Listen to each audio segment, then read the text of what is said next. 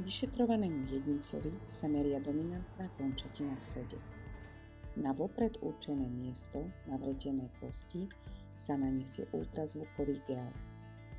Po stlačení tlačidla štart sa ručnou ultrazvukovou sondou meria v spodnej časti od vyznačeného miesta merania pohybmi dopredu a dozadu.